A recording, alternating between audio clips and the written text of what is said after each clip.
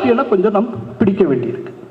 தொல்காப்பியன் வடமொழியில பாணினி வியாகரணம் பண்ணுவதற்கு முன்பாகவே தமிழுக்கு இலக்கணம் தந்தவன் தொல்காப்பியன். அந்த தொல்காப்பியர் பொருளதிகாரத்தில் சொல்லுகிற போது இந்தந்த நிலத்துக்கு உரிய தெய்வம் இது இது என்று சொல்லுகிறார். குறிஞ்சிக்கு முருகனை சொல்லுகிறார், மருதத்துக்கு இந்திரனை சொல்லுகிறார், நெய்தலுக்கு வருணனை சொல்லுகிறார், முல்லைக்கு திருமாலை சொல்லுகிறார். என்ன அப்படின்னா இவ்வளவு தெய்வங்களும் இருக்கு. இப்ப திடீர்னு புது கண்டுபிடிப்பு. இந்த தொல்காப்பியனுக்கு மேல நிறைய எக்ஸ்பர்ட்ஸ் இந்த காலத்தில் இருக்காங்க. முருகன் தமிழ் கடவுள், மற்றவர்கள் ஆரிய கடவுள்.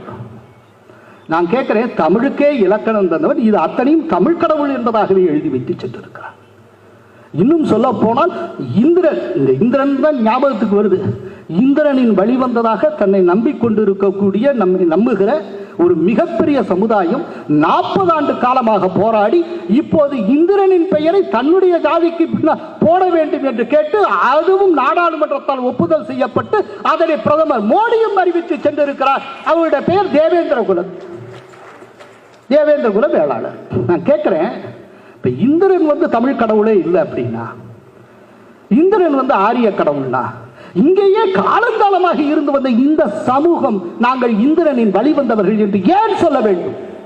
அப்படின்னா இந்த சமூகத்தை ஆரியர்கள் என்று சொல்லுகிற துணிவு யாருக்காவது உண்டா? அப்படி சொன்னா அவ்வளவுதான், எலெக்ஷன்ல வேற விதமாகிரும்.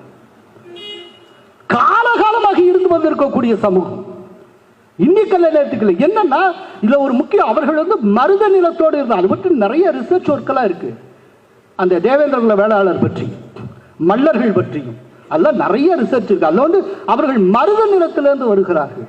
இந்த மருத நிலம்ங்கிறது வயலும் வயல் சார்ந்த இடமும். சோசியல் இன்ஸ்டிடியூஷன்ல ஃபேமிலிங்கிறது ஒரு பெரிய இன்ஸ்டிடியூஷன். அந்த ஃபேமிலி அப்படிங்கிறதே மருத நிலத்தில் தான் தோன்றுகிறது. எங்க வயல் இருந்ததோ, எங்க உழுது சம்பாதிச்சு கொஞ்சம் ரெஸ்ட் எடுக்க வாய்ப்பு இருந்ததோ அந்த சமவெளி பகுதியில் ஃபேமிலிங்கிறது உருவாகுது.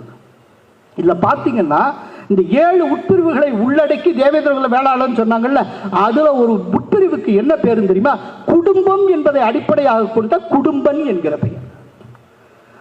தமிழகத்தை பொறுத்தவரை நீங்க ஹிஸ்டாரிக்கலா பாத்தீங்கன்னா மருத நிலத்தில் வாழ்ந்த இந்த சமூகத்தினிடமிருந்துதான் குடும்பம் என்கிற அந்த சோசியல் இன்ஸ்டிடியூஷனே ஸ்டார்ட் ஆகுது. இது பற்றின ரிசர்ச் ஒர்க் இருக்குங்க. இவர்கள் இந்திரனை தன்னுடைய தெய்வமாக கருதுகிறார்கள், அவன் வழி வந்தவர்கள் என்றார். ஆனால் இந்திரனை மற்றவர்கள் ஆரிய தெய்வம் என்று அள்ளிவிட்டுக் கொண்டிருக்கிறார்.